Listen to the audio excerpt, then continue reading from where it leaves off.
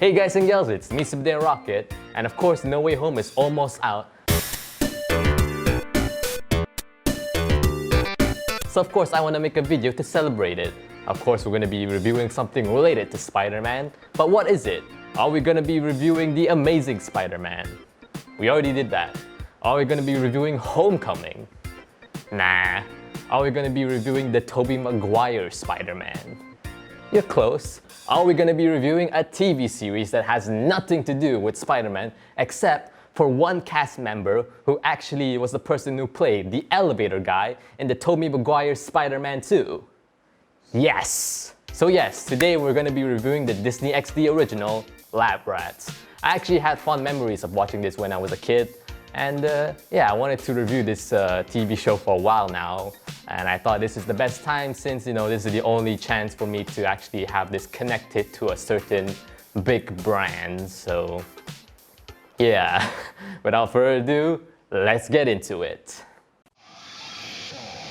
3, 2, 1. Ready for liftoff, super dang rocket. Get ready for it.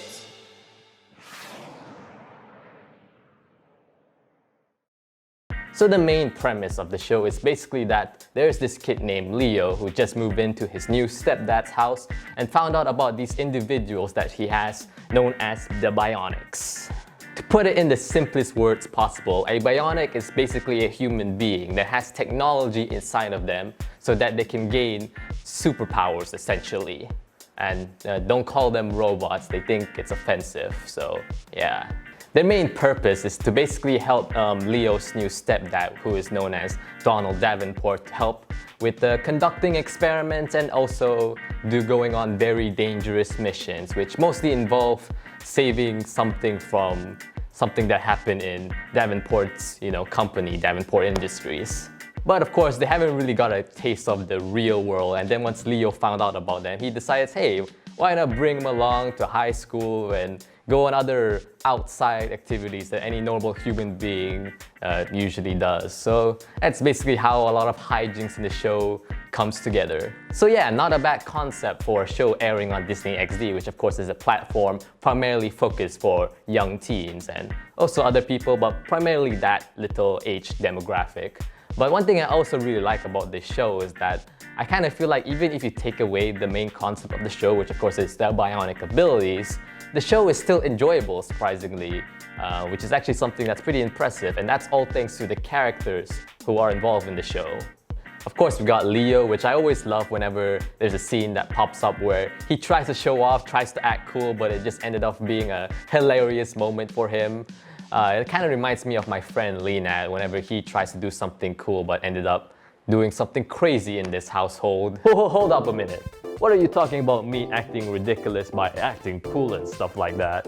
Oh yeah? Remember the time you tried to shoot a dozen eggs with your blaster but accidentally turned on the evolution mode of your blaster, causing dozens of chickens to be swarming the house for about an hour?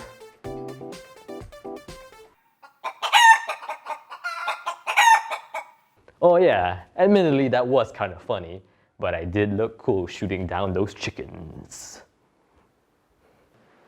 Yeah, if you're new here, that happens a lot here on the channel. Of course, we got the elevator guy from Spider-Man in this show, who of course is known as Donald Davenport.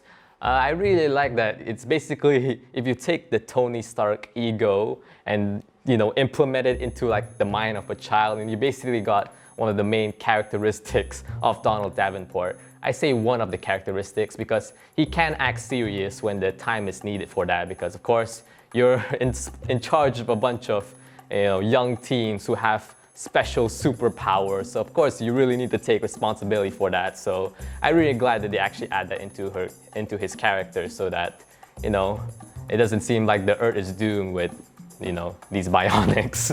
And now we go on to the bionics themselves. There are 3 in total. The first one we're going to be talking about is Chase, who has the ability to basically have super intelligence, I guess. It's not the only ability he has. That's one of the main ones, at least. Of course, there's others, such as essentially having the Iron Man interface inside his eyeballs, which I always thought was pretty cool. And yeah, of course, you can technically have that super intelligence be used a lot more than, other more crazier abilities that the other two characters, the other two Bionics has. And they really implement it well. It's not always the same situation where it's like, oh, something's wrong with the machine. Sometimes, instead of that, sometimes the machine actually works, but then somebody does something that caused the machine to actually become a problem for the characters and make it tough since, it's actually a successful project. It's pretty enjoyable to see what they do with his super intelligence, but even besides that, I also really like, that he's basically the Boy Scout of the group. And it's pretty hilarious when he's partnered up with somebody who's more daring than him, such as technically his big brother Adam. Adam essentially has super strength and laser vision as one of his main abilities. Gee, that sounds very familiar. But one of the drawbacks of him is essentially that, well, he's the dumb character of the group. When it comes to dumb characters in TV shows or movies, I usually categorize them in two sections. One is that they use the dumb character to make some very smart jokes, and the other where it's just making the dumb character just very annoying and hard to deal with. It is difficult to do the one where, it's just an annoying dumb character, but yeah, it's more effective if you do the dumbness in a more smart joke way, as I put it earlier. As for Adam, I kind of feel like it just varies between episodes to episode because I kind of feel like it just goes up and down between these two. I kind of feel like the ones where they use the dumbness to make some smart jokes is more effective for him instead of, just being annoying. I really like some of the jokes that they have. Maybe we can put a clip right now. Please, the real work happens up here. Hey, I think I figured it out. You're right, Chase. The real work does happen up there. But yeah, when the times comes when he actually is the more annoying dumb character, it doesn't work. But yeah, it kind of varies, which it's a bit odd. I wish they do kind of even things out a bit, but in the show it's just like what are you doing? I'm just emphasizing a little aspect about my review. Oh, I kind of look dumb doing that. And finally we got Bree. Wait a minute. Adam, Bree, Chase, A, B, C. God damn it. Anyways, we have Bree, whose main power is actually super speed. And my younger self actually had a crush on her, not just because she's pretty, but you know me, I have a fondness for things that go fast. But one thing I noticed about myself is that whenever I have a liking to a character or a TV show or a movie I like back in the day, back when I was younger of course, I grow much more appreciative of them in the modern day, especially considering, well, I'm a guy who reviews those kind of things, so I notice a lot more things that make them a lot more special to me than they already are, so yeah. And that's especially apparent with Bree and her character. I really like that Bree is the one that is most effective with the whole duality of balancing being a human being and being a bionic. Sure, she appreciates her, her super speed abilities, but of course sometimes it kind of feels like a curse because she has to go on these missions and she wants to do, regular human stuff, especially at her age. It's kind of similar to Spider-Man in a way. Yes, Brand's energy. Unlike Spider-Man though, they mostly played this kind of concept for laughs, which is totally fine. It did lead to some very funny situations, like there's this one time where she's got infected by this weird radiation during a mission and she has to stay in the lab, but she wants to go to this little art expo at her school to meet her boyfriend. But of course, when she tries to get to the school, she starts ragdolling all over the place because of the effects inside of her thanks to the radiation. It's a pretty funny scene. Also, her boyfriend made a mask filled with video game controls, and one of the main headpieces is a Sega Dreamcast. That boy immediately has my respect. Thunder, rain and lightning, shadows of dark creatures. Sorry, can't help myself. Sonic fan. But still, they did try sometimes to go in a more serious route with her character, and that's especially true with one of the episodes, and I believe it was season 3. I'm pretty sure if you watch the show, you know what I'm talking about, the time where she breaks something and it kind of made Davenport upset. I'm not gonna say what it is, but if you watch the show, you'd get what I mean. So yeah, the show isn't afraid to go into a more serious tone at times. yeah, they really aren't afraid to go a bit more serious whenever they encounter a villain or something like that, or something happens to the base or anything like that. They're also willing to develop the characters. They don't just stay in one single place. They will have to move on and have their characters change slightly throughout the years. They're even willing to change the intro in the same season to really emphasize that. So I thought it was pretty neat. Also, side note, I found it a bit weird that in season 3, of course, they had the little ending shot with all the characters. At one point, there was like a gust of wind that's blowing against Bree's face. I mean, it's not like she was in a rush to be there. She was standing still. So I don't understand why that's there. Bree, you look great already. You don't really need a hair blower at your face to really emphasize that. Lena, what are you doing? I thought this would make you look good on camera. How is this making me look good on camera? Oh God, my eyes. See? What did I told you? Anyways, as I was saying, I do feel like they do the serious scenes a lot well whenever they appear, but sometimes I do feel like they add too much jokes inside of them. I mean, it's fine to have some jokes in between a serious scene to lighten up the mood a bit, but sometimes it's a bit jarring. Like, remember the scene I told you about, Bree? His two brothers are making jokes at the same time, and I really don't think it's needed at that point. Last thing I want to talk about is one of the main villains of the show. There are multiple villains in this series, but I do feel like one of the main villains is actually pretty enjoyable. He has a close connection to the main characters of the show, which is cool. Of course, it's great to have a villain that has that. And I do feel like they did it quite well for a show on Disney XD, and of course, the same thing I can say for his motivations. But the main thing I really like about him is his voice, because not only is it menacing and it really works whenever there's a serious scene with him, but it also really works whenever there's a hilarious scene with him. It just sounds so hilarious at points. It can also sound very menacing at points. It's very multi-purpose, and I really like that. I kind of wish my arch nemesis has that. Hold up a minute. What is this about you preferring somebody else's voice compared to mine? No, I mean, I like your voice, Interrupter.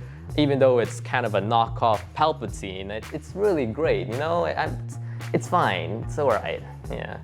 Oh yeah, I can do that voice alright, come on. I can do it like, oh, I am the Interrupter. I am so cool with my cool voice. Oh yeah, yeah. Oh yeah. Also, I want to ask you guys, does he look like Jeremy Renner to you? I don't know, back when I was younger, I almost thought that he was actually played by the same person as Hawkeye. But yeah, apparently it isn't the case. They only share the first name. They're not related in any capacity too. So yeah. Also, this also gives me more brand synergy because Hawkeye is releasing right now. The episodes are releasing on Disney+. Yes, nailed it! Anyways, that's pretty much it for my review. I definitely recommend check it out if you're a young teenager and you want to watch some fun little entertainment on Disney+. You want to know why I know it's on Disney+? Because almost every video on the Disney XD YouTube channel now has available on Disney Plus in the video's description. Although I'm not sure if this is going to be for everybody, it's definitely focused on the main demographic of Disney XD, which is why it's an original on Disney XD. So if you're around that demographic, you definitely will enjoy it, but who knows? Maybe you could have a try and go and watch it when you're a bit more older like I am. I did actually watch a few episodes, of course, before doing this review, and I had a fun time watching them. Even just watching single clips on YouTube is very enjoyable. So yeah, who knows? You might find some fun out of it. And yeah, I do feel like it starts off a bit rough. I do feel like it took them time to really get a sense of where the direction of the show would go. But soon enough, yeah, it will just take a few episodes to get to the more smooth sailing episodes, I guess you can say. But anyways, that's it for me. So with that said, alright guys and gals, thank you for watching this video. I hope you enjoyed it. For my next movie review, yeah, I'm gonna go back to a movie review this time. I'm gonna be reviewing the Matrix trilogy, considering that Matrix Resurrection is coming out this month. Remember that? Remember that movie's coming out this month? No?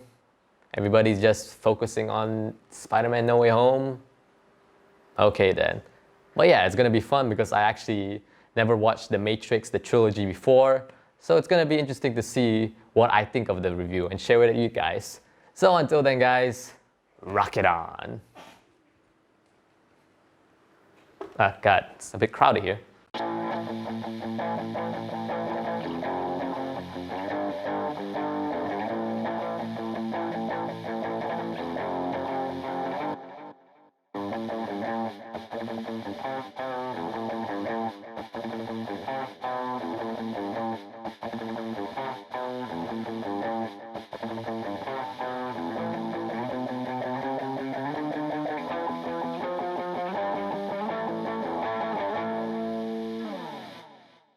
Who of course is known as Donald Dagon, who of course is Donald Davenport. 3, 2, 3, 2, 3, 2. Yeah, 3, 2. It's 3, 2, 3, 2, 3, 2. Sonic 1, 2, 3, and Knuckles. What?